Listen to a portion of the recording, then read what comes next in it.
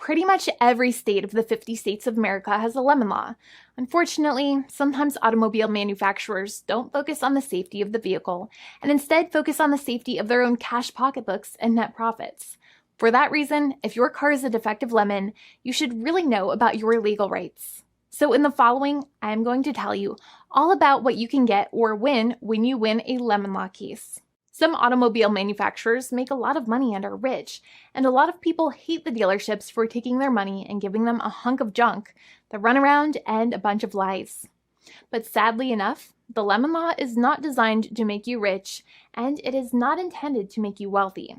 Instead, the law is designed in a way that is supposed to put you in the position that you would have been if the vehicle had not been defective. It is supposed to make you whole. Even if you spent $60,000 or $70,000 on the car to fix up the car and spice it up, you still might not get that money back. It really depends. Even though the dealership might have lied to you, given you the runaround, and then failed to do their part. That's why it is important to give them the lemon drop down. By winning lemon law cases, consumers are really making the road a safer place for all drivers and pedestrians by making automobile manufacturers care more about consumer safety. Now, what you get when you win a lemon law case usually comes down to one of three possible options or remedies. Option 1 is that they might provide you with a replacement vehicle. Option 2 is that they might offer you a refund or what is called a lemon law buyback. Options 3, I will discuss option 3 a little later on in this video, and it is an important option you should know about as well with some real lemon juice. So let's start with the first remedy. Option 1 is that they can provide you with a replacement vehicle, which means you can basically trade your car in for a different vehicle, but there are some important things you should know about this option. The replacement vehicle should be a vehicle of similar value. The replacement vehicle should usually also be a vehicle from the same manufacturer with similar MSRP cost.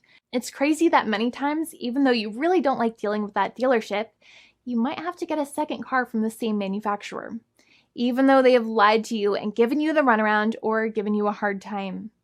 But there is another option with this as well, because year after year, the cost of vehicles might go up and the new vehicle might cost more. That price jump can make it difficult to get a car with the same MSRP price. Even though your car was a lemon, you might still have to pay that extra cost for the new and now more expensive vehicle. Thankfully, there is option 2, which allows you to get a refund through a lemon law buyback. But one of the problems with a buyback is that sometimes you might have to have a trade-in vehicle, and you might have still been required to pay more money on that trade-in vehicle. And when you got your new car, the dealership might have rolled over the amount you still were supposed to pay on your previous vehicle into the calculation of your new vehicle.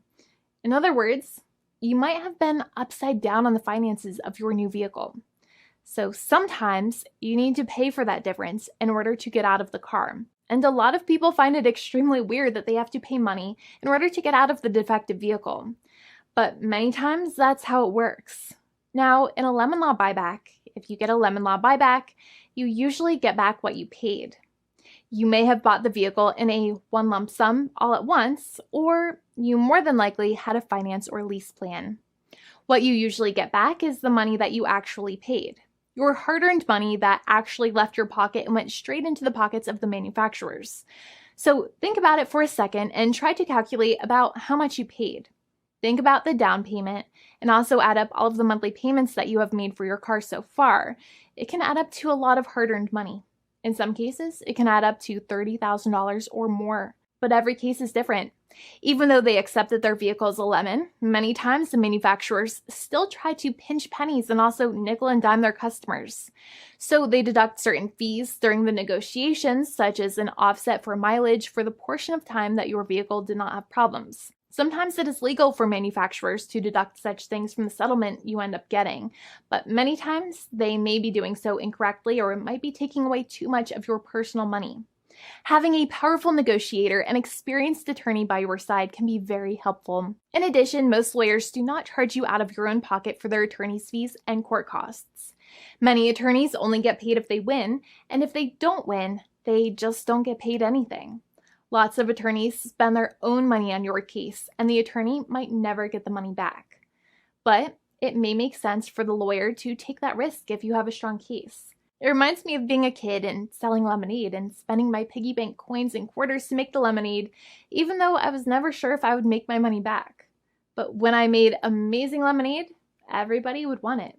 We would all be happier as a result.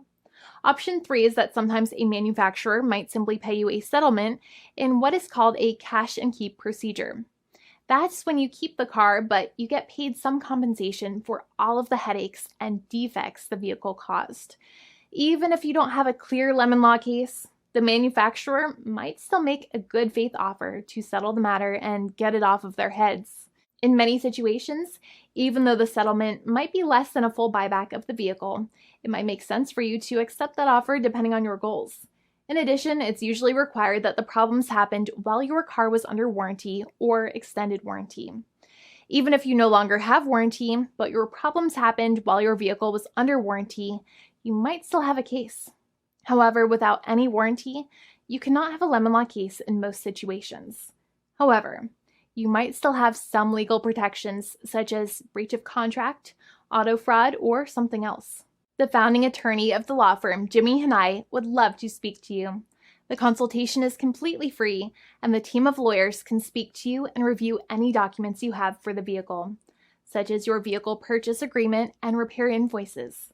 Call now for a completely complimentary and fully free consultation with an experienced lawyer. It's free to call 1-800-400-5050 day or night, 7 days a week, or visit us at www.californialaw.com. Lawyers are waiting to speak to you and encourage you to call. This video is not legal advice. I am not an attorney. I'm a paid spokesperson. Attorney Jimmy Hanai is a lawyer in the state of California and handles California lemon law cases. There are no guarantees. This legal advertisement is by lawyer Jimmy Hanai of CaliforniaLaw.com.